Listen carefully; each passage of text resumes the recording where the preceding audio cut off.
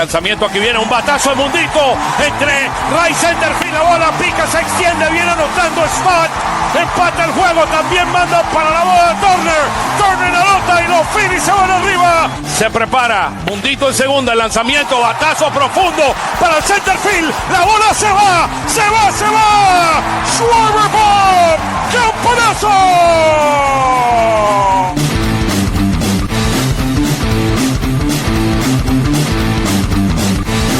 Aquí viene el lanzamiento, swing y lo ponchó. Ponche de Alvarado, amigos.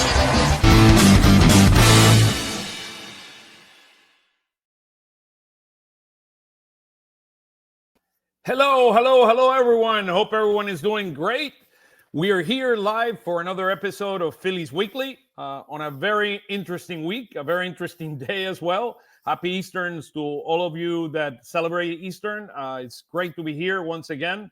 We're going to be reviewing a very interesting series versus the San Francisco Giants, followed by what we did against the Marlins, and then what we're going to be looking forward this coming week against the Mets and the Cubs. So it's going to be very, very interesting. This program is going to be packed. We got great guesses, and I have, as always, my partner, Jeff Kerr. Jeff, how are you, brother? Probably better than the Phillies bullpen, Oscar. Hey, it's going to be an interesting conversation today to talk about the Phils in general. We're going to talk about maybe some of the evolutions that we're seeing hitting. We're going to be talking around the starting pitching that continues to shine, particularly Luzardo this week with Wheeler and Christopher Sanchez. I mean, we're seeing some great things with them. And look, it's going to be packed and it's going to be interesting. And none other than Roger will be joining us momentarily, but none other than Tim Kelly from Mount Patterson would be here with us today. Welcome, Tim. How are you, brother? I'm good. Good to join you guys. I wish the Philly Fanatic would have had a baseball game this morning. I know Jeff was rooting for that. Instead, they had a dance competition, but we'll take what we can get. Who won the dance competition, by the way? I don't know. I left out of protest. I didn't Come on, guys. What are you talking about? So I'm thinking, Jeff, I saw you in the field kind of doing some of the dancing there. Some of the guys that were doing some break dancing. So I think you were down there doing some break dancing. Those two guys that were there in the field, you were one of them, right? No, Tim and I would have been participating in the softball game if they would have given us an opportunity. Oh, my. Well, guys, I mean, look, very interesting week. I mean, when we look at some of the things that happened this week, we ended up with a record of 4-3. It should have been 5-2. By the way, talking about the Philly Fanatic, on his birthday, the Phillies entering this game today were 35-12 on his birthday. Now we're 35-13 after the not so nice ending to the story that we experienced today. But overall, we're 13-9. Quick question for you: 9-4 at home and 4-5 away. If I would have told you in the beginning of the season that the Phillies were 13-9, would you have taken it? I think I would have. I would have taken 14-8 a lot more, but maybe that's just recency bias. But yeah, if you had told me the Phillies were 13-9 going into the Mets series and they'd be 2 behind the Mets, I would have been okay with it. Yeah, I think 13-9 in a vacuum is fine. There's context though to how they're 13-9. I guess what's crazy, and we're going to get into it, but like they've actually won a decent amount of these games where the bullpen's imploded, but they didn't today. Yeah, no, without a doubt, they didn't. So looking at some of the additional stats over the last 10 games, they're 5-5. In March, they were 3-1, 3 of those games against the Nationals. And then in April, they're 9-8 now. And within the division, we're 5-4. So, look, it's turning out to be interesting. I think there is a lot of positive and a lot of not so positive, not so areas of opportunity, and we'll do a deep dive into it. Let's begin. Let's talk about the offense. So the offense is producing 4.69 runs a game, which is kind of a great number. I was running a stat today after the game. I mean, looking at this week, we produced 6.2 runs per game. I mean, significantly better than last week where we only produced 2.5. So the offense truly woke up this week versus where we were a week ago. I mean, we're 7th in baseball. I mean, your thoughts in general about how you see the offense and the evolution of the offense that we had this week. You want to go first, Tim? No, go ahead, Jeff. I mean, look, we complained earlier in the year about they weren't able to score in the first inning, and I think they went from what was it? You might know this better than I do, but they were 19th in first inning runs, and now they're like third after their 3-run first inning today. So they're scoring early, which I like, and they're hitting off starting pitching. I'll just say this: I really do like the top of the order, the way it's presented itself, and I can't believe I didn't think of this till after we talked to Rob Thompson pregame today.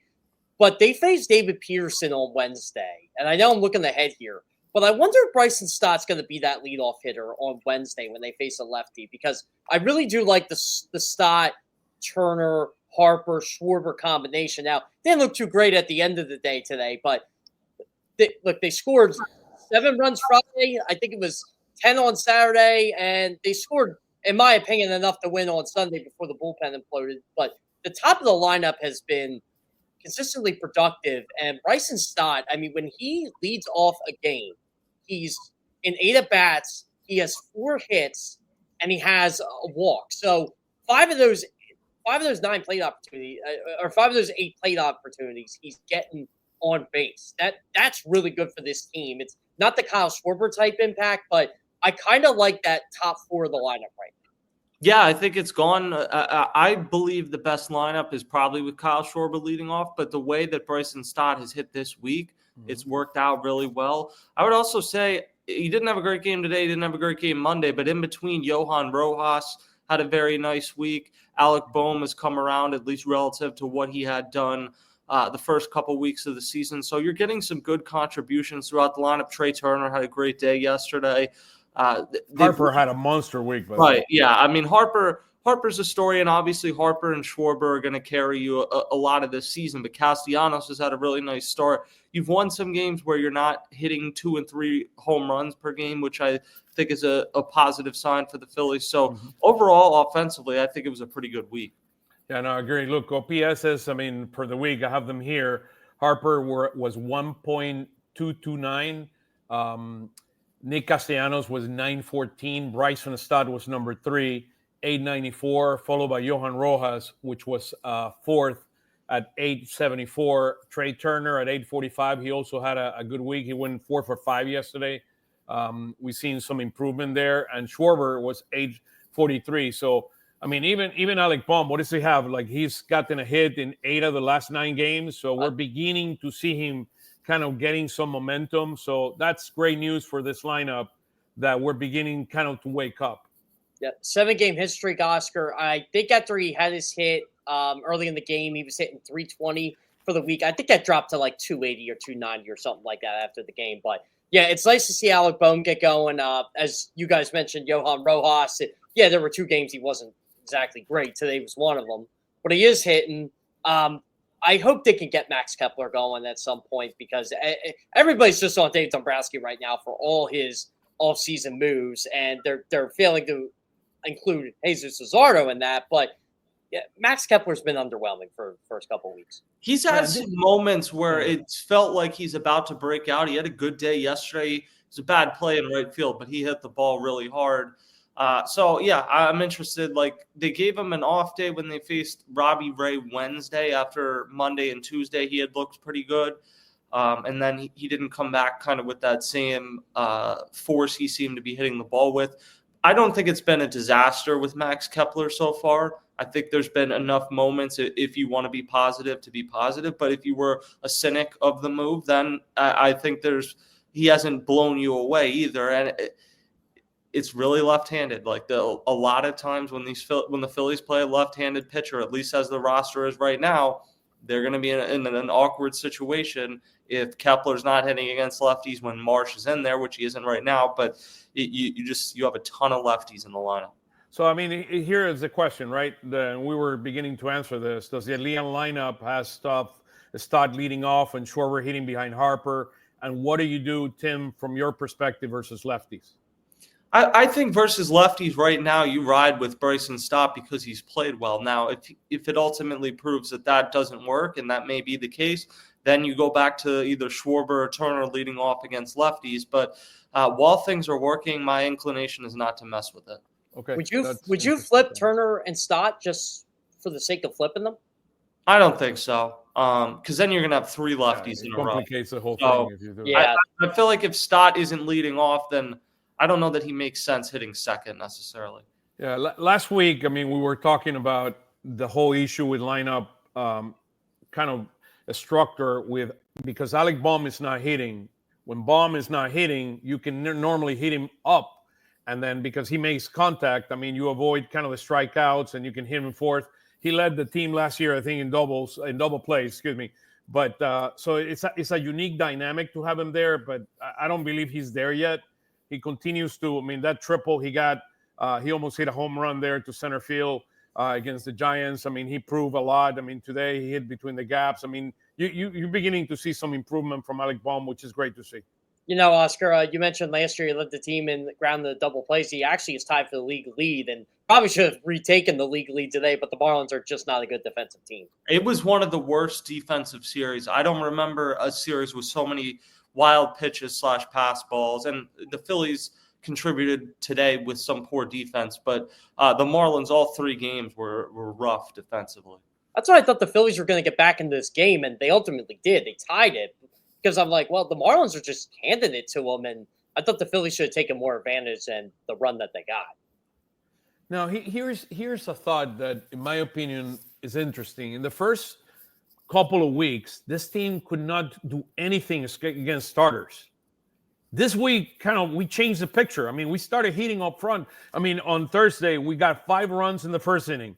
On Friday, we had 6 runs between the first and the second inning. On Saturday, 7 runs between the third and the fourth.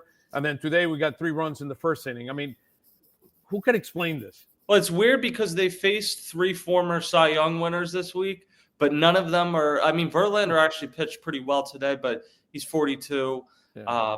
Robbie Ray was a fluke Cy Young guy, and Sandy Alcantara is clearly not at his best right now. So they chased those guys. I mean, I think some of it early in the season, they weren't going to go the whole season and only score runs against the bullpen. So they were due to level out, and I think you're kind of seeing the opposite end of that right now. But it is like the best case scenario of what people thought when you moved Kyle Schwarber to DH or to cleanup, is that more guys would be on in front of him. And Bryson Stott, when he's leading off, seems to really take that hit singles, work the count mindset, and it's worked so far, and it's kind of given them a spark. Trey Turner had a very good game Saturday. So when you have those top 2 guys getting on, and then the other thing I've noticed, the Phillies have been pretty aggressive on the bases this year, particularly taking third base. I've noticed Trey Turner do it. Johan Rojas down in the lineup has stolen some bases. Bryson Stott has stolen some bases. So they're not only getting on, but they're coming up then with guys in scoring position. Yeah, if you look between the lines, you're right, Tim. This is a completely different team. Like they're only 19 for 20th in baseball and home runs. They're manufacturing a lot of runs, like you said. They're stealing second and third base a lot. I'd like to see where they are in terms of leading the league in steals or amongst the league leaders. They have to be up there. I mean, Trey Turner's done that quite a bit. Even Kyle Schwarber's been aggressive on the base pass. It's weird because we always hear same old team, but is it the same team? It just feels like it's a different philosophy. It's almost like in football when you run a completely different offense, but you have the same guys. Well, I think what has to happen, this is still a team that is going to live and die a lot of times by hitting home runs. But the problem you've had in the playoffs the last few years when you haven't hit those home runs is you haven't been able to win enough games where you take the extra base or whatever, something like that. You manufacture a run in an inning. The Phillies need to be able to win some playoff games where they don't hit 3 home runs. Bryce Harper and Kyle Schwarber aren't going to homer every single night, and it can't be a loss in those type of games. And it can't be you have to win by hitting doubles and triples either. Like sometimes you need to be able to manufacture big innings by hitting singles, doubles, stealing bases. And I think so far the Phillies have done that the last few weeks. And it does, I think it comes down to your lineup gets so much longer when Bryson Stott is hitting like this as opposed to what he was last year. That was huge. It's weak. And you could see the difference even in the first inning today. And I know we're kind of, I mean, let's be clear between all of us. I mean, the Marlins are like a AAA team. I mean, that's what they're, I mean, when you see a lot of those players, I mean, with all due respect, I mean, they have a AAA team right now. playing. Gillespie is nothing special. I mean, he's a good guy and whatever you want, but he's nothing special. And take a look at some of the numbers for us. I mean, so we're seventh in run scores per game, but when you get into look at the home runs, we're 21 right now. When you look at runners left in a scoring position, we're leaving 4.14 runners, which is 27th in MLB. I mean, those are the type of things that we need to significantly improve to be able to be effective. There's a big number between last week. Last week, we hit 140 with runners in a scoring position. This week, we hit 279. So it's a significant improvement versus what we were last week, but we left a lot of men on base. I mean, the last two games, for example, we left 11 men yesterday, 10 today. Against San Francisco in the last game or the third game of San Francisco series, we left 10. So, I mean, we're still leaving too many men on base, and that's something that we significantly need to improve on. Well, the guy I think that has done such a good job with runners in scoring position is Johan Rojas. He seems to have figured out this. When guys are his best ability offensively is when guys are on base. He seems to be able to punch the ball between the first and second baseman into right field. And either a guy scores or it gets a guy to third base. That is what they need out of Johan Rojas. And I think, Alec Boehm obviously needs to produce more runs than he has early on this season. And I think in general, you're one big bat short. But if you ask me kind of who's the difference between last week and this week, Stott had a great week. Trey Turner had some nice moments, but it's Johan Rojas being able to come up. And he's not going to hit home runs. He's not going to hit a lot of extra base hits. But when he is able to make some impact offensively, that's huge.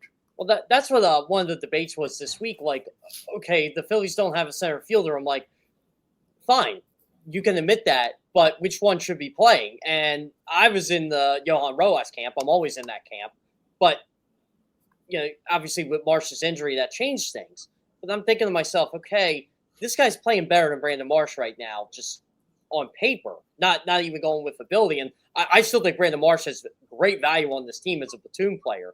But right now, I think you just have to ride Johan Rojas and let Brandon Marsh, as Rob said today, give him those at-bats when in Lehigh or wherever they send him on rehab. But it doesn't look like Marsh is going to be out that long.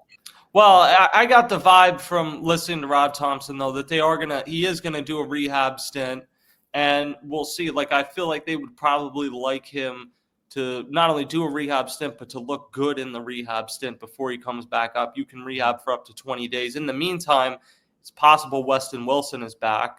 It's possible he's not, but it's possible he's back with the Phillies as an option in the outfield too. And I agree with you that Brandon Marsh's best value is as a platoon outfielder. The problem is you can't platoon. His best value is as a platoon corner outfielder. You're not platooning anyone with Castellanos because he's playing well enough to play every day, and you're not platooning him with Kepler because it's two left-handed hitters. So I think you kind of, in how you operated this offseason, negated his best value, and it's great he can play center field. The bottom line, he has a 387 OPS right now, as you see on the screen. He needs to be a lot better offensively when he comes back, but I think he's kind of a clunky fit for this team right now. I think it's the right thing to do, to send him to the minors. I mean, rehab completely your knee, and then go back, get a number of at-bats, relax, and just come back and begin to hit the way he was hitting at least against right-handed pitching, which he has done tremendous. I mean, last year, if I recall correctly, he was the guy that hit the ball the hardest after Schwarber. I mean, that's how good he was last year hitting his right-handed pitching. But I mean, this year he's been completely off and overwhelming. I mean, to me, Rojas sometimes is frustrating the way he strikes out more than I want to. I mean, like today, he struck out a couple of times without swinging. I mean, it's just frustrating. But at the same time, today he hit a hit toward right field to bring in a run that looked really, really nice piece of hitting. The pitch was outside, and he hit it that way, and he did good. And let's be clear. I mean, when he's on and focused, there are very few center fielders that can play center field like he did. He made a play yesterday where he ran 80%. I mean, even today, the sacrifice, or not a sacrifice, it was a short fly to center field. He ran toward left field. I mean, he was in left field when he grabbed the ball and he threw it to home plate on a strike. But again, in the San Francisco series, he made a dumb play and then he threw it away. And I mean, so if he's focused, he has the capabilities. We just need to give him a chance. Well, and I would say I agree with you. I was going to bring up the play where he threw it into the camera well against San Francisco. He can't do that. But then there was a play, I think it was yesterday. He got on, and he was definitely leaning and almost fell. And luckily for the Phillies, it didn't impact them. He got back. But he had some issues last year with, I don't want to say attention span on the bases, but not like focusing to the level he should on the bases, and sometimes taking a step too far and getting picked off or whatever the case is. So there's still a learning curve with him. But you see when he gets on base, he's lightning fast. He almost caught Alec Boehm Saturday running the bases. That's amazing. And like, as much as there definitely have been some frustrating plays in the field, but he gets balls that just other guys flat out don't come close to. And Brandon Marsh, I think, is a proficient center fielder, but there's balls that Johan Rojas is getting to that nobody else is. Beautiful. So let me just run something right quick here on the OPS for the Phillies this week. Over the last 7 games, the Phillies are 4th in OPS at 813. So without a doubt, a significant improvement versus what we saw on the road trip. Now we'll talk about the Mets in a minute, but things will turn interesting. Let's shift gears from hitting to pitching. The starting rotation have been carrying this team. I think this is the status of last night. I think we are right now, our pitching right now. I actually have it here. Thank you, Alex, for putting that. Our great producer here, Alex Santiago, just put it up. We're at 4.29 ERA overall, but our starting pitching is at 3.46. So they've been carrying, the way for this team. If we're not hitting or our relief pitchings are not delivering, then comes the starting pitching, particularly Luzardo, Christopher Sanchez, Taiwan until a couple of starts ago, and then Christopher Sanchez, and of course Luzardo. Luzardo has been the brightest spot in the Phillies today. He probably didn't have his best stuff, but he got to the 7th inning with like 76 pitches, which was amazing. So he was at 68, I think, on the 7th. Yeah, he was. He was, in terms of saving pitches, he was amazing. I don't think he was as sharp with his delivery, particularly striking out people. He ended up striking out 7 overall, but his line was unbelievable. Seven innings, 8 hits, two runs, 8 base on balls, or 1 run, 2 base on balls, and 0 base on balls and 7 strikeouts. So he had another amazing outing. He's been such a bright spot, Tim. Yeah, he's been tremendous. Probably not only their best starting pitcher, but he actually passed Paul Skeens, Logan Webb, and Chris Bassett, who are all really good pitchers. At least 2 of them are like Cy Young level pitchers.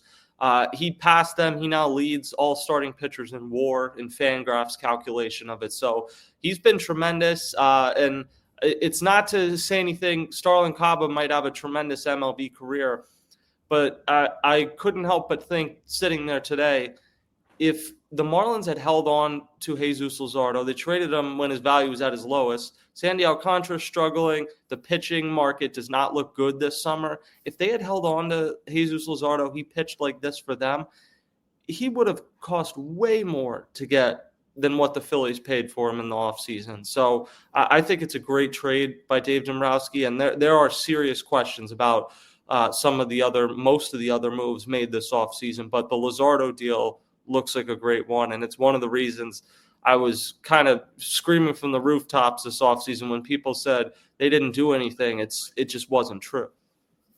Interesting. Yeah, I was the same way, and I said, well, you guys must have been watching the Eagles play the Commanders, because that was the day Luzardo they made the trade for Luzardo. Oscar and I were like going all nuclear in the press box because we're getting this deal going on during a football game, and Jesus Luzardo has been even better than what I thought he was going to be, and I knew he was a good pitcher before that. And look, this starting rotation is still really good, and you haven't gotten Aaron Nola going yet. Ranger Suarez isn't even back. Oh, you did in the last start, right? We did get him going in the last start. That was amazing. Yeah. I'm not talking about Nola. Sorry, I thought you were talking about Wheeler. No, Aaron Nola. We still gotta get him going. But was I at a different last start? Yeah. To me, Zach Wheeler's been fine. He always to me. It's outside of those two starts, but I digress. But yeah, I mean, look, Lazar's been tremendous. Wheeler is Wheeler.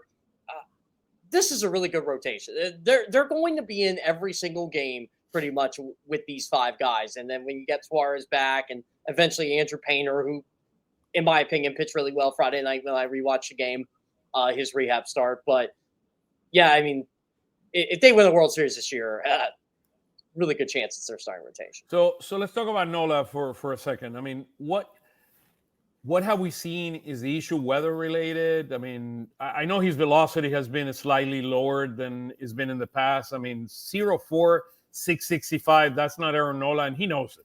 I mean, he knows it more than anyone. It's not. The first couple games, he got in trouble with home runs, which the last few years he's had issues with home runs, but he was giving up solo shots. The first two games, he was giving up 2 and 3 run home runs. So I think that to a degree, he can get back on track from. The troubling thing the last 2 games has been walking guys. He's walked 4 guys in back-to-back starts. That's the first time he's ever done that in his career. This is his 11th season. This is a guy that never misses starts. And including in back-to-back games, walking a run in. I think maybe to avoid giving up home runs, he's tried to be a little too perfect and instead has not been in the strike zone as much. So he needs to find that balance. The velocity thing does not concern me because he's never been a guy that throws high 90s. He's always more reliant on movement and just being able to pitch. He is going to give up home runs. He lives in the strike zone. And I think, if anything, the last 2 starts have shown you can live with some of the home runs. You can't live with the walks because what Aaron Nola has made his major league career on is throwing strikes and letting his pitches eat in the zone. Last year, Nola's knuckle curve had a 226, 221 batting average. This year, 308.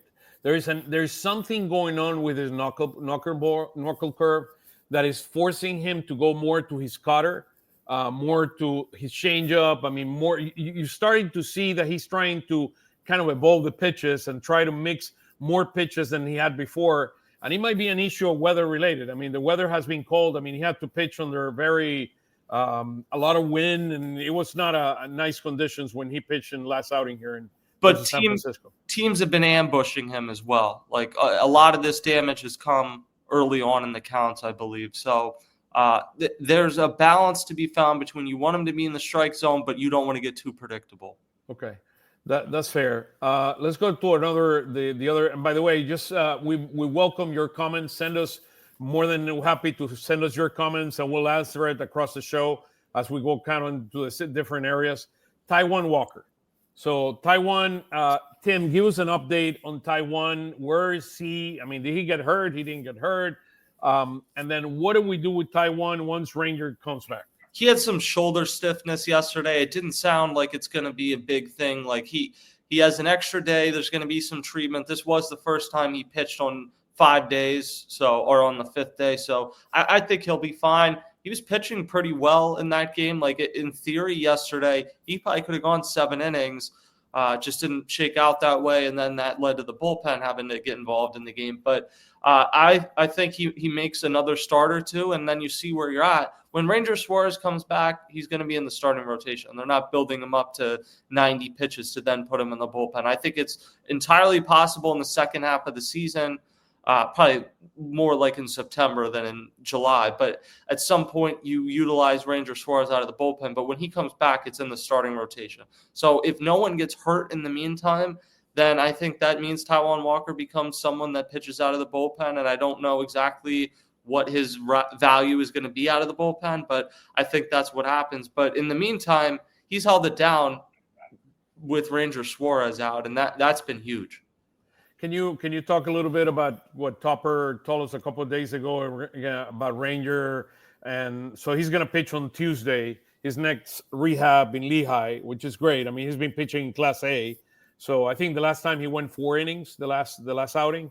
Yeah. Give us an update in terms of pitches and when should we expect him back? I believe it was 90 pitches is what they want to build up to. So it sounds like he's going to make 2 more appearances, likely at Lehigh Valley. I haven't looked at the schedule. The first one's at Lehigh Valley. If based on the schedule, he'll probably pitch Tuesday and Sunday in Lehigh. That's what I'm saying. So he'll make those 2 starts, and then you're talking about the first week of May making a decision. Assuming all goes well, I would think at that point he's back with the Phillies. But when he's back with the Phillies, he's not going to be back throwing 110 pitches. I do think the Phillies had some regrets with how much of a leash they gave him early on last season, and maybe thought that contributed to him having an injury and just in general not being himself in the second half. So I think when he comes back, don't be shocked if he's pitching 4 innings and then Taijuan Walker's piggybacking or whatever the case is. I think the Phillies are going to be pretty cautious with the workload for Ranger Suarez. So Tim, you probably have noticed this too. Don't you think they've been more cautious across the board with everybody on their pitching staff this year? Yeah, I mean, I think in a normal situation, you could have said Luzardo goes back out for the 8th. I didn't think for a second he was going back out for the 8th today because the injury history and just that they're trying to be smart with it. And I know it makes people upset, but it's April, A, and B, you look around at some of these teams, the Orioles can't find anyone to pitch for them. The Phillies, meanwhile, 24 runs, right? the Phillies, meanwhile, you don't want to jinx it, but they have done remarkably in the last 5 years as the rest of the sport has had all these major elbow surgeries. I think the Painter, but he was in the minors. Jojo Romero, I believe, is the only Tommy John guy, and Luis Ortiz. Their big guys have stayed healthy and avoided major injuries, and that's partially due to the fact that they have not pushed them in April. Yeah, I know someone asked me today, well, why did they pull this Luzardo? And people were saying because, they like to blame Rob Thompson for everything. And I'm just like, okay, so do you want the guy hurt? Do you know who this guy is? Do you know his injury history? And they don't seem to care. Again, I got to go back to this. It's that Eagles mentality. Why do we have to win every single game? Yeah, no, that is what it is. It's the rings mentality, the Eagles mentality, that every game you have to have a hot take after. It isn't it doesn't create fun sports talk, in my opinion, but it's the world we live in right now. Absolutely. Yeah. Unfortunately, we're hearing AJ Brown's going to the Patriots, which isn't even true. Okay, let's go to the area that everybody wants to talk about. Not AJ Brown? No, come on. Everybody wants to talk about AJ Brown. AJ Brown to the Patriots for the number 3 pick. How about that? Well, they don't have the 3 picks, so you're already wrong. Oh, the fourth. Well, he's as right as those reports. My bad. 4th pick. How about that? So let's talk about the bullpen. Where do we see the bullpen in terms of both quality and depth? I mean, this was as of yesterday. After today, if we put that chart here that I have, it's 5.8 now, isn't it? Yeah, it's. I'll put it here. It's going to overshadow. It's not good. It's not good. I mean, Jordan Romano was their big signing this offseason, and I'll give him credit. He's answered all the tough questions. He's a really positive guy, a good. I'm sure teammates like him. Everything. He's worked hard. The results haven't been good. It's a results business, and so far, taking the gamble on him, replacing both Hoffman and Estevez does not look good. And I was talking with Oscar about this earlier. I think their biggest issue right now, obviously Romano, they need him to be better, obviously. But their biggest issue right now is that they don't have someone who can come in when they're down 1 or 2 runs, and you don't want to punt on the game, but you also don't want to bring in Alvarado or Strom or Kerkering. You need someone to come in, hold serve, and keep your team in the game. They don't have that right now. Tanner Banks has not pitched well. I'm confused on what Joe Ross's exact role is. Jose Ruiz has struggled early. So that's the biggest problem, depth, and that it does feel like you're running some of these guys into the ground in April. I'm very worried about Alvarado. I mean, Alvarado is probably right now the most valuable piece you have, and I'm very concerned about that. Yeah, Tim. Adding on to your point, Mike McGarry and I were talking before we left, and Alvarado and Strom are on pace to pitch 81 games this year. That's just not sustainable. And Kerkering doesn't pitch back-to-back days. He only did it 5 times last year. He's probably going to have to pitch tomorrow, I would assume. And I don't know how they're going to treat Kerkering right now, after his outing. He's got to go back-to-back tomorrow because I'd be floored if Alvarado pitches tomorrow. I know he didn't pitch a lot. No, he won't pitch tomorrow, even though he only pitched 8 pitches or something today. Yeah, I know. And yesterday was a short outing, but it's still, you're getting him up in the bullpen. This is a guy 2 years ago when he was on fire, was incredible, but he had 2 stints on the IL with elbow problems. Strom had a shoulder injury in spring training. you just need to be really cautious. But you don't have anyone right now. Joe Ross has been all over the place. One day he comes in and pitches 2 shutout innings. But made some of the worst pitches imaginable in the Atlanta series. I mean, Osuna. I mean, I still remember Austin that. Riley, Ozuna, they were just hitting it off a tee.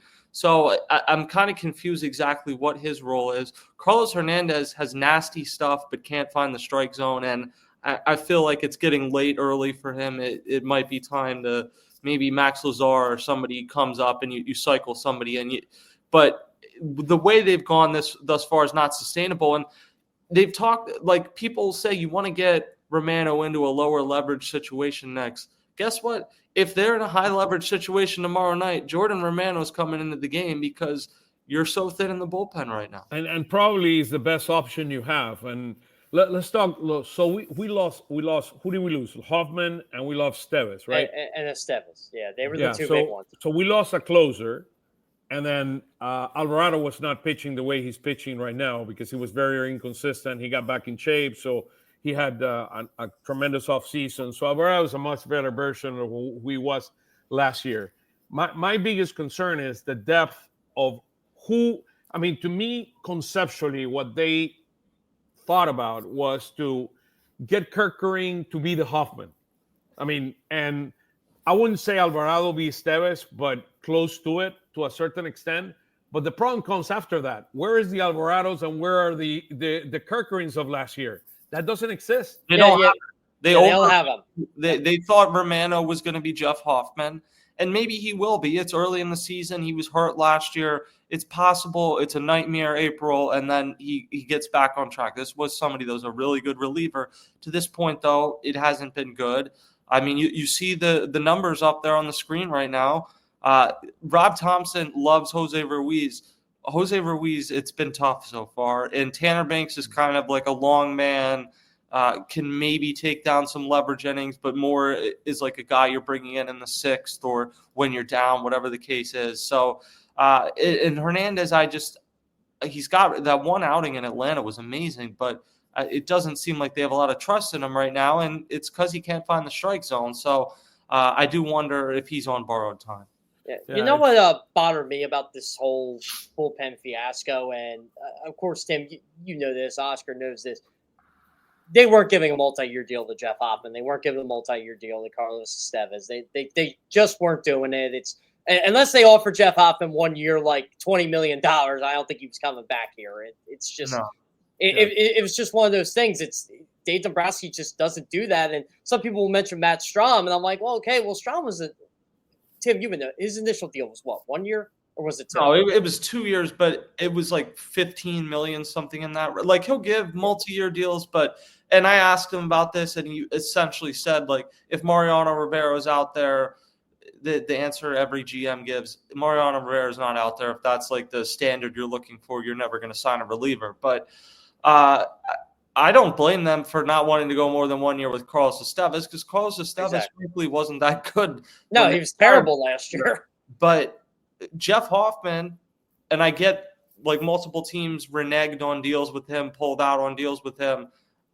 I don't know that the Phillies were signing him before that. Like, I just think, sure, if they had been able to get him on a 2 year deal, I think they would have jumped on it. I don't think that was ever going to happen, and I don't think they were going 3 years.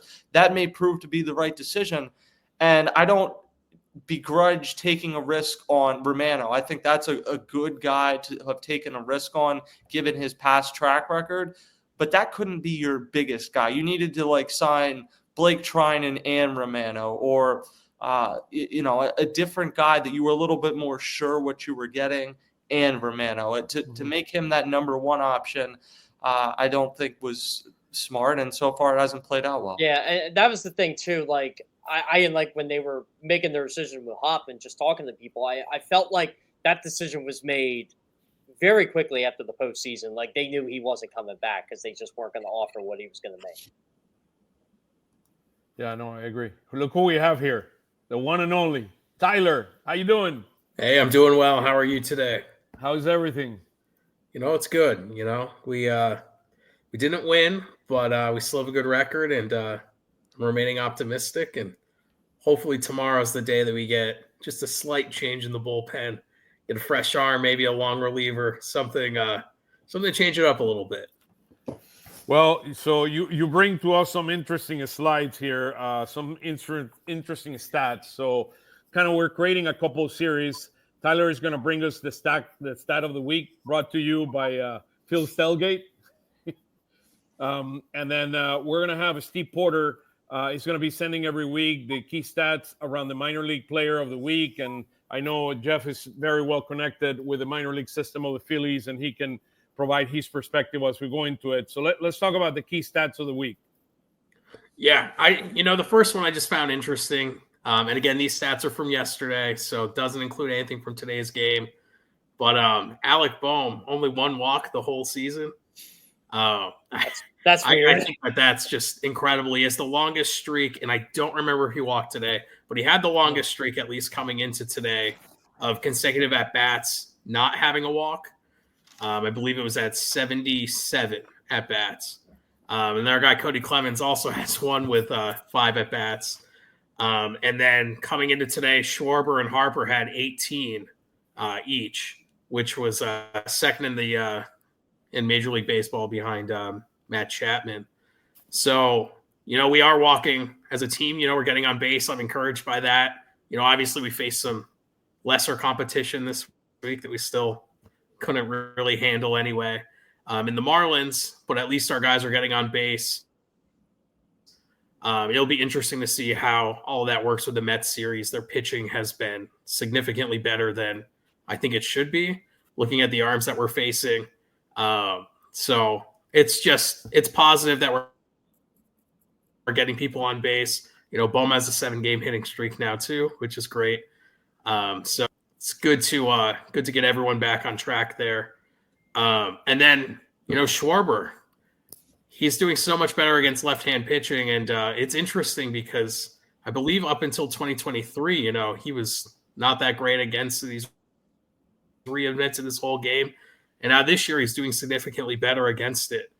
Look at the OPS there, 1.628 against left-handed pitching. I was talking to Oscar yesterday. Schwarber, Harper, and Ohtani consistently over the last 3 years have faced the most left-hand pitching in baseball.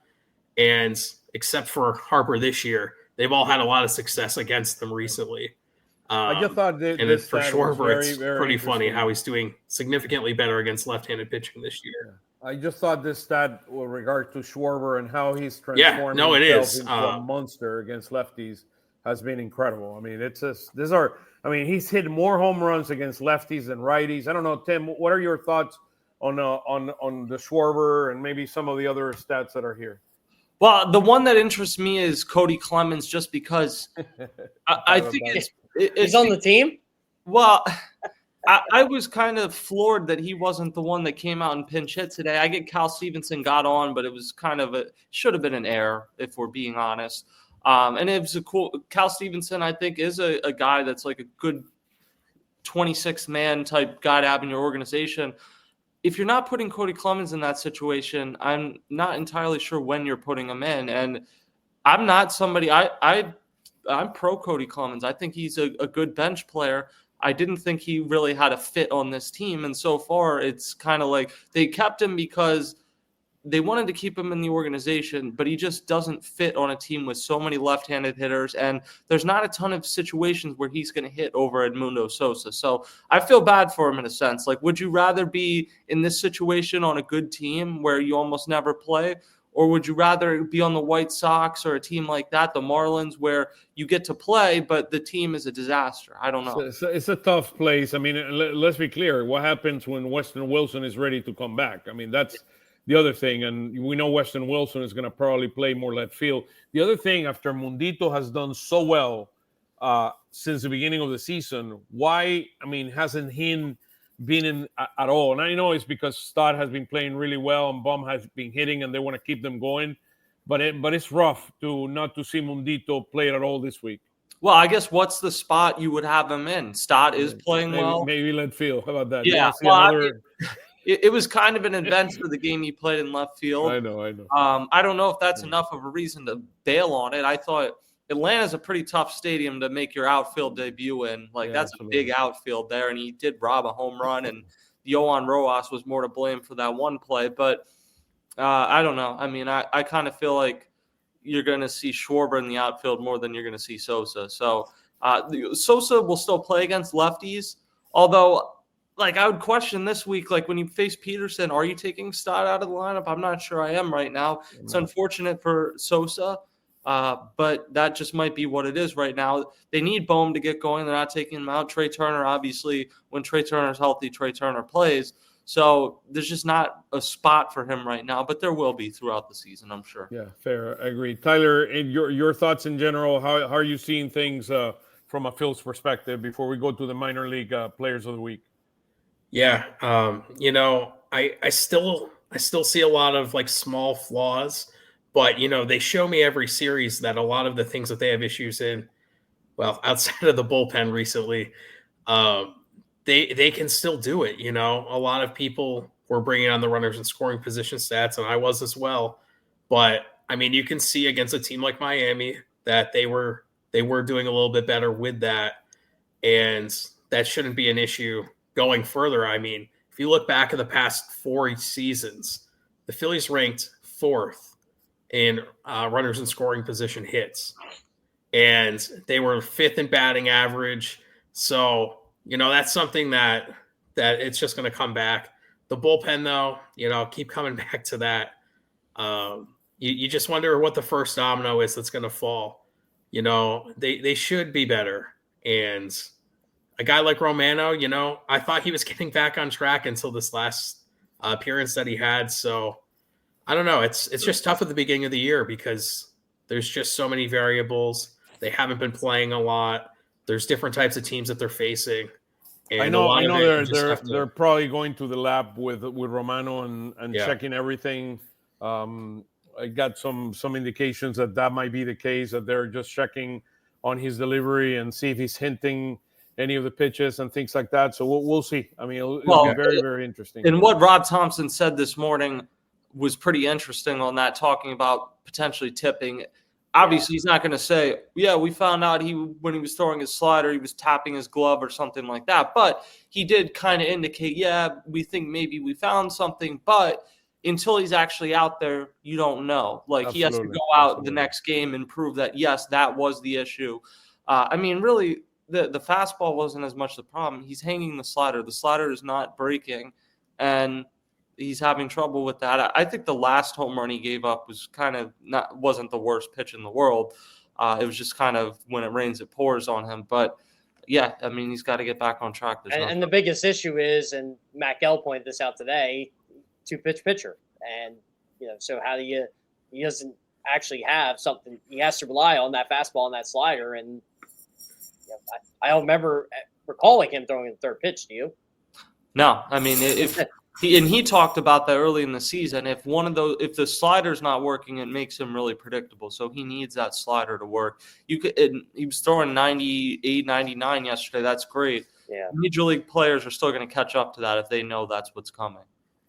So let's put the minor league player of the week. I mean, this is brought to you by Steve Porter. Steve is a guy that has studied and established relationships with many of the players in the minor league systems. He's down near the Clearwater area.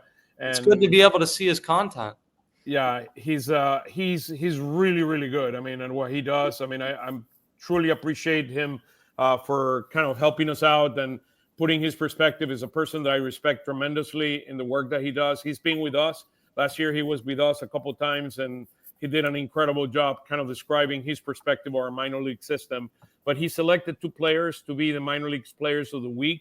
One was Dylan Campbell. Dylan Campbell came as part of the money that we gave in the international bonus to the Dodgers for Sasaki. He went to the University of Texas, did an amazing job there, and look what the guy started. I think Steve mentioned to me like 0 for 22 or 1 for 22. And he was horrible going into this week. Yeah, so he was amazing. I mean, 9 for 20, 3 home runs. So you can see what this guy is capable of doing. He's in high A in Jersey Shore, so it's someone that we need to keep our eyes on. I mean, tremendous talent. And then the other guy, the pitcher of the week, is our friend Mick Abel. So Mick Abel is back on the radar. He's been pitching better over the last few starts. 5 innings. I mean, 5.1 innings, 8 Ks. I think his issue has been his command. That's one of the areas that we need to closely look at. 93 pitches, 60 strikes. I mean, so far so good. I mean, so hopefully he continues going. I mean, this guy was one of the most heritable. I mean, heritable. This is the guys that you were hearing.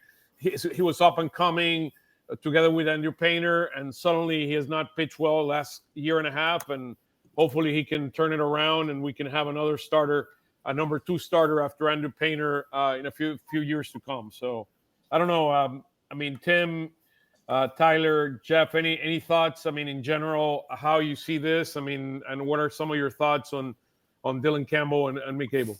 Yeah, it's been like this seems like it was a good start for Mick Abel. Griff McGarry's had a little bit of a resurgence, although he's pitching in Double-A. But I think both those guys have a ways to go before they really are seen as prospects anymore. Like they're kind of fell out of favor scouting-wise. Jeff probably can speak to that better. But I don't think they're seen as like major prospects anymore coming into the season. And obviously they once were.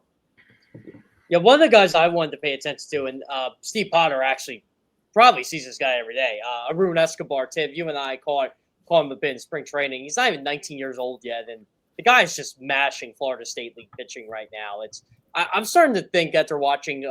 I was watching Painter's rehab start Friday, and Escobar 2 hits that game. I'm like, I know this guy's only 18, but he's probably above low A. I wouldn't be shocked if he went to Jersey Shore by the end of May. I mean, he's the cousin of Acuna, so he comes from the Escobar. That's right. He's part of the family. He's part of the family, and it's Mattingly actually mentioned it to me, his name, when we were in the minor leagues. I mean, we were talking in the dugout, and he mentioned his name. You could see this guy's in the star game. I mean, he showed. I mean, he can bring it. So it's a guy that we need to keep an eye on. And actually, Steve Porter sent it to me kind of as a special mention of the week. He went 11 for 23, hitting 478 with 2 doubles, 2 homers, and 4 RBIs. This guy could be a very, very special player for us. So yeah, Aiden Miller's turning it around too, by the way. I was talking to a couple scouts this week, and it's funny, and one actually told me this before Tuesday night. If Miller wasn't on the back of his jersey, if it was just 10, you would have thought that was like a quote-unquote 3A player. That's what they call the band minor league players in Double-A. But since then, I mean, Aiden Miller's hit like 400. He's had a couple extra base hits. He had 2 hits today. So he got off to a slow start in Jersey Shore last year and picked it up. It looks like he's doing the same in Reading. And Aiden Miller's even admitted to me he's never seen this weather before, so this is all new for him. Yeah, so we're going to be covering, I mean, with Steve Input, I mean, we're going to be covering the minor league players of the week and highlighting some of the guys that we need to keep our eyes on kind of throughout the year. Just kind of the last few things before we go talk about the Mets series and what's coming next. Let's talk a little bit about our defense. I mean, Tim, you had some observations regarding our team defense. I mean, this year, where are we on defense right now? Well, it wasn't a good day defensively today, but and Trey Turner had like a bit of a regression the other day, and I think I know he's sick of me asking about his defense, but I thought for much of the first few weeks he looked significantly better at shortstop. Bryson Stott's a very good second baseman. Bryce Harper didn't have a great day at first base today, but he's a good first baseman. Alec Boehm has become a passable third baseman, sometimes even better than that. For as much as the struggles you've talked about with Kepler offensively, we haven't said a word about him in left field, which is a good sign. Castellanos isn't going to get to play as other guys maybe would, but he has a strong arm. He's worked hard in right field. And then Johan Rojas has had some questionable moments, but in general, we still know as an extremely high talent in center field. So if you compare like where the Phillies are now to where they were defensively 3-5 years ago, that's significantly better. Yeah, I mean, I'm looking at some of the fielding stats for us, and we're 8th in double plays per game, 7th in errors, so it's probably a significant improvement versus where we were maybe a year ago. I mean, Turner has played better this week. He didn't play as well. I mean, he made a couple errors, I think, in one of the Giants games, but he worked very, very hard, and By the way, Steve just texted me that Aiden Miller is dealing with some back discomfort, so it's something to keep our eyes on as we look into this. But so it's very good. I mean, again, we're seeing some improvements on defense. I think Johan makes us better in the outfield. I mean, when he plays, he makes a huge difference out there, and hopefully we continue to move. So let's talk a little bit about the kind of the big question, and then we'll talk about the Mets series. When do we expect Andrew Painter? Because there was some information this week that Topper mentioned about Andrew Painter, and I'll let Tyler talk about it, or Tyler and Tim talk about it. How many innings do we expect them to pitch this year? I don't know. Maybe start with you, Tyler, and then we go to Tim. Yeah, I guess the first question is whether that's the majors or a combination of the majors and the minors. It is both. The Got number of innings that he mentioned. Yeah, I mean, this, again, it's just my opinion on what I've read. I'm obviously not talking to anybody who's involved with it, but I was thinking it was probably going to be around like 110, 120 innings maybe. I also just am predicting July 7th against San Francisco. I think that'll be the day for him. I know that they've brought up, sometime in July, like early August, maybe. I don't know. I think he'll be up in early July. That's interesting. Tim, your thoughts on what Tupper mentioned during one of his pressers? Yeah, he said 120 to 130. I don't know exactly. I don't think he's actually going to get to that number, just because I don't think they're going to have him throwing 6 and 7 innings and outings this year. So I think what you're looking at more likely is, like Tyler said, around 4th of July, he comes up and they're going to be cautious with him. They should be cautious with him. He's going to be a weapon this year, but this is not the last year they're going to play baseball, and this is a long-term guy that you need to be a cog and you need to be healthy. So I think they're going to be really cautious with him, to the point where it's going to frustrate people that he comes out of the game after 4 innings when he could pitch 6 or 7. But you got to have the bigger picture in mind. Yeah, and that's obviously going to be the whole thing this year. I asked Rob today just to get pretty much the yes answer from, is he going to pitch? I'm assuming Friday's the day. He's going to pitch once a week. So he's only going to pitch like 4 innings pretty much every start. Like, this isn't going to be a new thing. And then when it gets warmer up here, he'll probably go up to Jersey Shore, or he'll probably go up to Reading and Lehigh for a little bit. But yeah, it's, I just can't see him getting that number. Yeah, you do the math. It's hard to get to 120, 130, but it's important to get to 100, I think, because next year you're going to be talking about another innings jump. Maybe next year you want him to throw 130. It's a lot more doable to throw 130 next year if you throw 115 this year, as opposed to if you throw 75 this year. So let's talk the big question. So we got the Mets. We have a big series. We're going up to Citi Field. Aaron Nola, 0-4, 665 versus Tyler McGill, 2-2, 140. Then on Tuesday at 7, both Monday and Tuesday are at 7:10 p.m. Christopher Sanchez, 2-0, 296 versus Griffin Canning, which has been a surprise, 2-1, 343. And then Wednesday at 1:10 p.m., Zach Wheeler versus David Peterson, the lefty, 1-1, 327. And then Zach Wheeler right now is 2-1 and 373. One thing that has impressed me significantly about the Mets, or I would say more than surprised me completely, is their pitching staff. I mean, they have the best ERA in all baseball. I did not see that coming. I mean, it's a complete shock to me that their ERA is so low. I mean, it's 2.35, guys. 2.35 right now. I mean, what's going on? Well, Tyler McGill is somebody I've always liked. He's never stayed healthy. His brother's a really good reliever. He's shown flashes, and this may just prove to be another flash, but he's been good so far. Clay Holmes pitched well today. I like Peterson a lot. I don't think he's an ace, but he's someone that I feel like can pitch 160 innings for you for 6 or 7 years, and it'll be quiet, but he'll be good at it. Canning, the Braves got him for Jorge Soler and non-tendered him. So they basically dumped Jorge Soler's salary on the Angels, took back Canning, and then didn't even have him pitch. And he's pitched well. So, and they don't have Minaya yet. Who knows when they're going to have Frankie Montas. But I think maybe their pitching isn't as bad as we expected, but I still have a lot of questions about their starting pitching overall. I have an interesting Mets stat for you. So the Mets have the best ERA in games that they've lost at 2.95. The team that's in second is the Giants at 4.34. And the Phillies right now are at 5.75. So I don't know.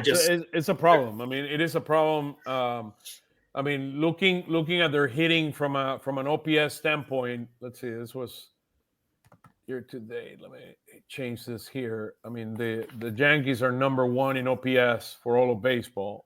The Yankees. The Yankees. Hey, there we go.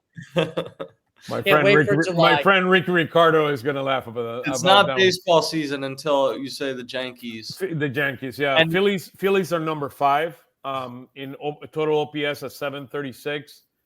And the New York Mets are number 19 at 699.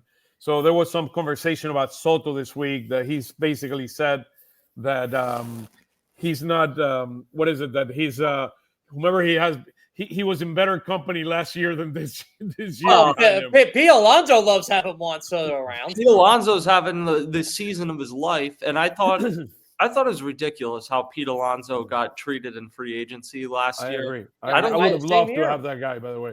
Well, and I'm not even saying for the Phillies in general, but I don't understand. He hit 34 home runs last year, and that was a down season. And it was a down season, but why he couldn't get a 4 or 5 year deal in a team like the Nationals or someone like that desperately needed help and an impact player, why they didn't do it. But he's going to make out well in free agency. He's been one of the best players in baseball this year. And Soto started to get going today. Mark Vientos is slowly starting to get going. Lindor is one of the best players in baseball. So the Mets are going to have a good lineup. Yeah, absolutely. but Jose Siri is still banging lower than Brandon Marsh. He is, but they can play defense. Yeah, he's really good at that. But he's out. He's out. He's in injured reserve right now. But to add to your point, Tim, they treated Pete Alonso like all last season, and especially going to free agency. Like, do you remember? I think it was Chris Carter, the guy who hit all the home runs. Yeah. Like the Athletics, and then the Brewers. Then it's like he disappeared off the face of the earth after leading the league in home runs. I'm like, okay, Pete Alonso's a really good hitter. Like, what are we doing here? Yeah, I think teams in the league have devalued, not maybe to the same extent as running backs in the NFL, but teams have gotten way carried away in devaluing power hitters. I get that deals with Pujols and Ryan Howard and Prince Fielder didn't age well. We weren't talking about a 10-year deal for Pete Alonso. You're talking about a 4 or 5 year deal, 6 max. I don't get why he didn't see more interest this past offseason. Yeah. And this guy's having a down year, hitting 34 home runs in center field of all places. And how much of a down year was it in the playoffs when he was hitting a big home run every single time they need him? And we've seen it with Kyle Schwarber here. I'm a big believer in WAR. I think it's a great stat, but it maybe isn't the greatest stat in evaluating run producers. And when you have one of those guys in your lineup, you realize how valuable it is. Yeah, I mean, people judge Ryan Howard based on a low WAR all the time. I'm like, okay, well, I'll take the 47 home runs. Well, and some of that just has to do with the last 5 or 6 years of Ryan Howard's career, drug the number down. But yeah, I mean, offensively, and Ryan Howard also probably would have been a DH today. So there's a lot of different things that go into that. Yeah, a couple of things quickly with the Mets. I mean, Francisco Lindor started very slow this season. He's been picking it up. I mean, he had a walk-off a few days ago. And Soto is hitting 256, which is not ideal for him. But he continues. He has 17 walks and 14 strikeouts. So he continues. I'm not too worried about Juan Soto. I think neither am I. So. All right. He's in that classic first year, new team. I know it's same city, but it's a new team. He'll be fine. It's the same as Bryce Harper. Yeah, let him not be fined for at least a week. Yeah. And looking at the Mets bullpen, I find it interesting. They have a lot of guys who have a lot of scoreless outings. So Reed Garrett, 10 games, 0 runs. Ryan Stanek, 9 games. He's given up 1 run in 1 game. Max Kranick, 8 games, given up 1 run in 1 game. AJ Minter, 10 games, giving up 2 runs. It's just like everyone. The bottom line is they're good. Boy, David Stearns knows what he's doing over there. Well, AJ Minter was somebody he struggled last year, but when he was coming in at his peak with the Braves, was about as nasty as a left-handed reliever as you'll find. So I thought that was a good signing for them. And their bullpen was kind of a question, and Edwin Diaz is you never quite know what you're getting year to year from Edwin Diaz, but when he's on, he's about as good as you'll ever find. But he hasn't been on. He hasn't been on. Yeah, this no, not this year. year. But yeah, I mean, if he gets going, it could be a really good bullpen. Look, let's talk a little bit about this series. So tomorrow is going to be rough because we're not going to have. I mean, it's probably Romano and what is it? Maybe Kirkering are going to be the ones that have to close the game for us. Hopefully, we're hit. Jose Ruiz. I mean, I think Rob Thompson trusts Jose Ruiz, and some of these games, it's. I would not bet money on the Phillies winning tomorrow. Put it that way. He's the master, by the way. He's the master of the one out. Yeah, I mean, very good at that. Yeah, but it's going to have to be one of those games. If they win tomorrow, A, Aaron Nola gives you 7 innings, and B, somebody that you don't expect steps up. Whether it's Tanner Banks, I don't think it's going to be Carlos Hernandez getting the opportunity, but Tanner Banks, Jose Ruiz, one of those guys steps up, and you look up, and all of a sudden they're pitching to Juan Soto and Pete Alonso. Yeah, Do we think that tomorrow is the day that they cut ties with Carlos Hernandez and just get like a long man in the bullpen? I don't think so. I think No. at least is a little longer. Yeah, it might be a little longer, but I don't think you're far off from it making – I will say for anyone that was saying over the weekend DFA Jordan Romano, he's here. He's not going anywhere. You have to pay is him. none of the guys are in the 40-man. There's a lot of guys, and I mean, actually, Steve sent me a list. Joel, Connell, Brett, the Goss, and Nicolas Padilla. I mean, Yep. Nicolas Padilla. Yep. There are names that are available, but none of them are in the 40-man roster.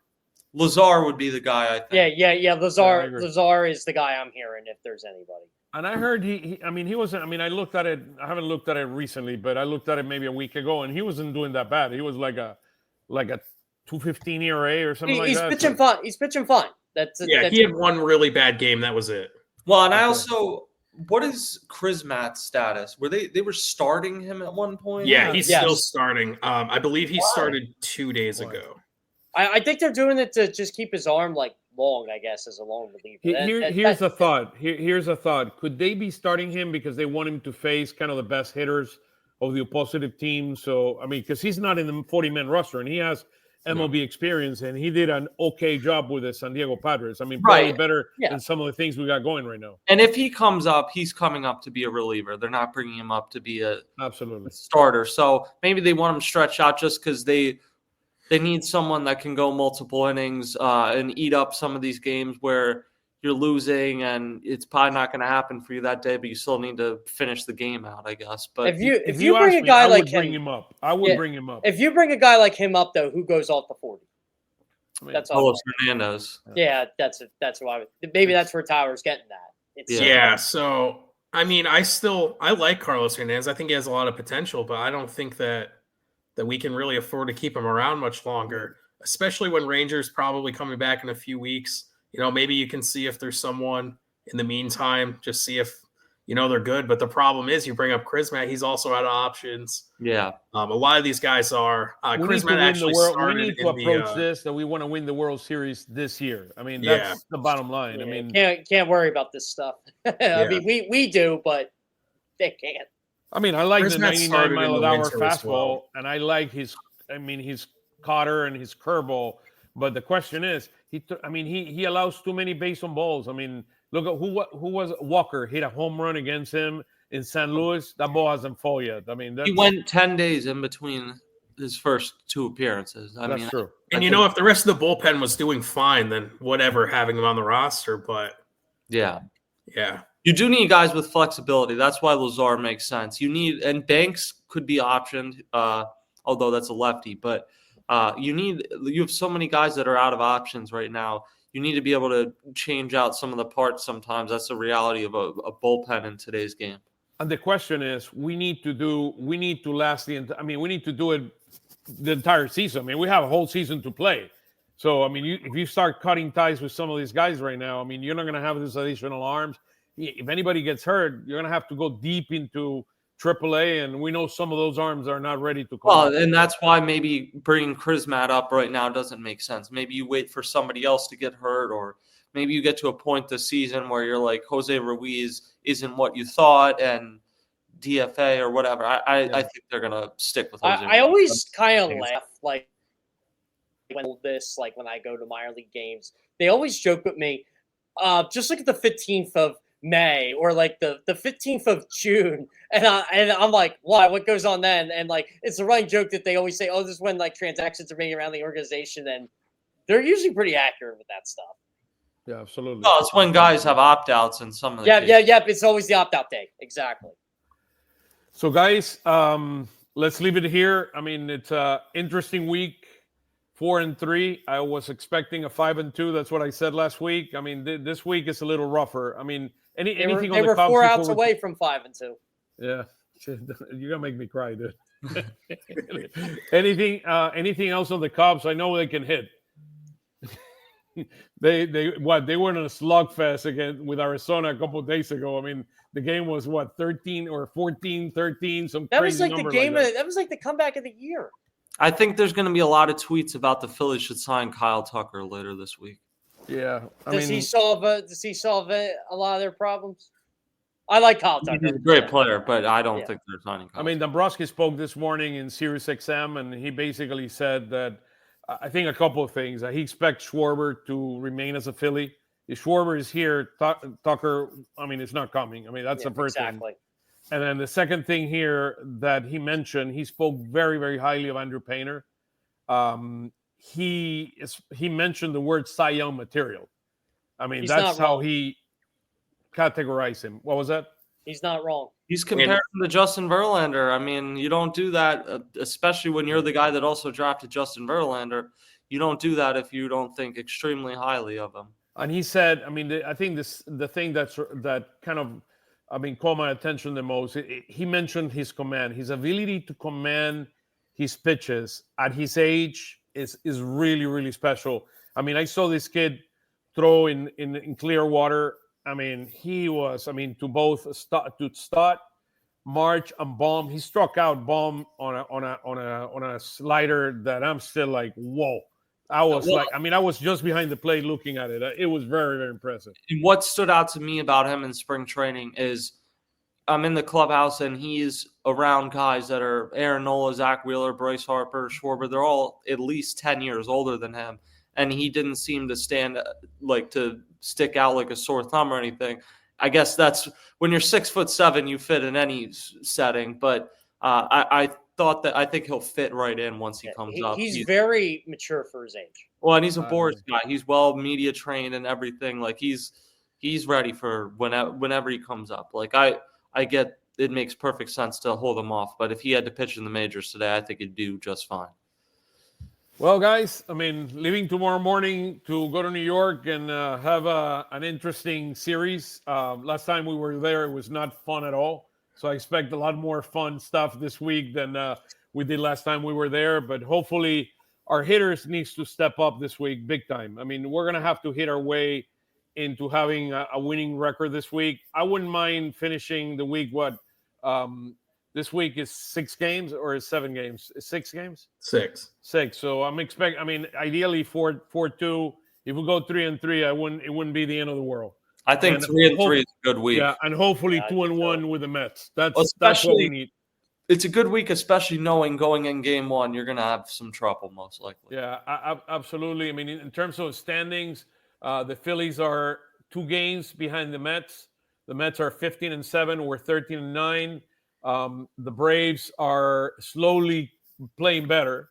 They're playing better. The Braves are, believe it or not, the Braves are 6-2. They won 8. They're 8-13, and they're 6-2 at home, which is interesting. Remember, they started the season on the road. They won the last 3 games. So the Mets there's some clubhouse controversy right now with the Atlanta Braves.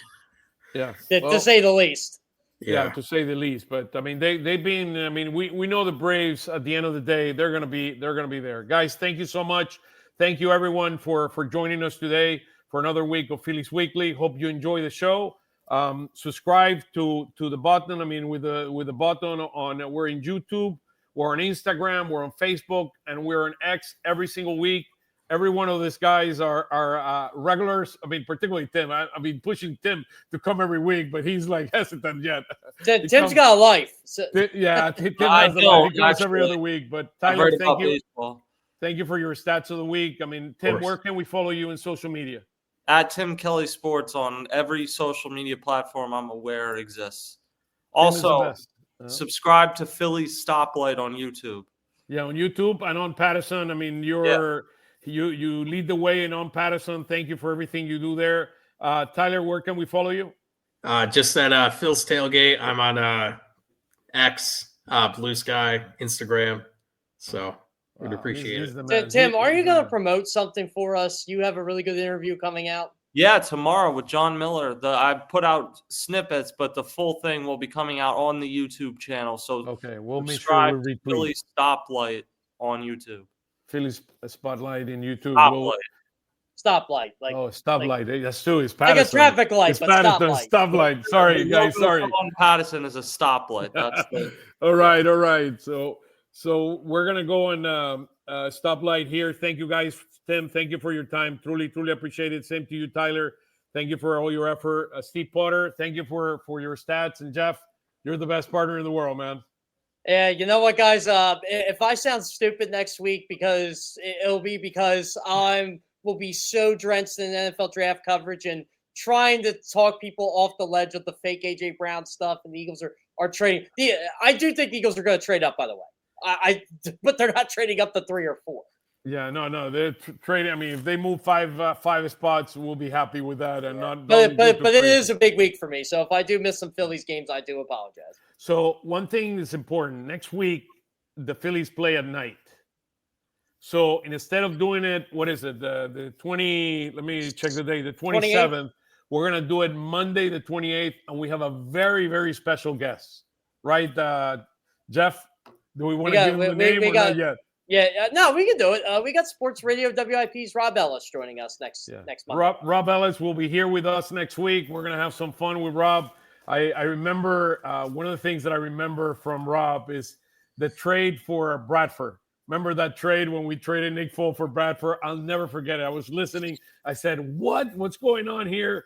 What happened? I mean, but hey, it's some of the memories that we go back on memory lane. So thank you guys. Looking forward. So it's at 7 p.m. next Monday, the 28th. We'll be live with Phillies Weekly. Yeah, Rob and I go way back. Him and I, we love to talk shop. He always has me in WIP booth when he hosts Phillies pregame stuff. I'm at the ballpark. I'm glad he's joining us. He was more than thrilled to join us for next week. Yeah, we said Chip Kelly did what? Remember the old times. So the old Chip Kelly. Yeah. Hey, guys, again, thank you so much. Thank you for joining us. I mean, subscribe to our channels. We're here for you guys and looking forward to next week. And go Phils and go Eagles, too. We can put some Eagles there. Come on.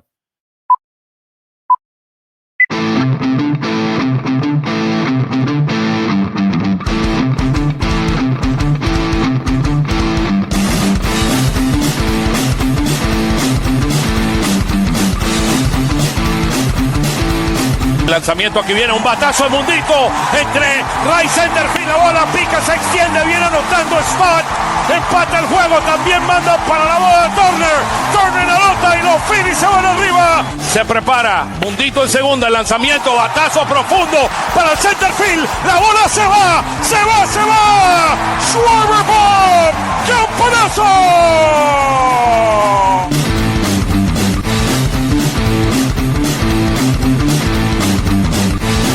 Aquí viene el lanzamiento. Swing y lo ponchó.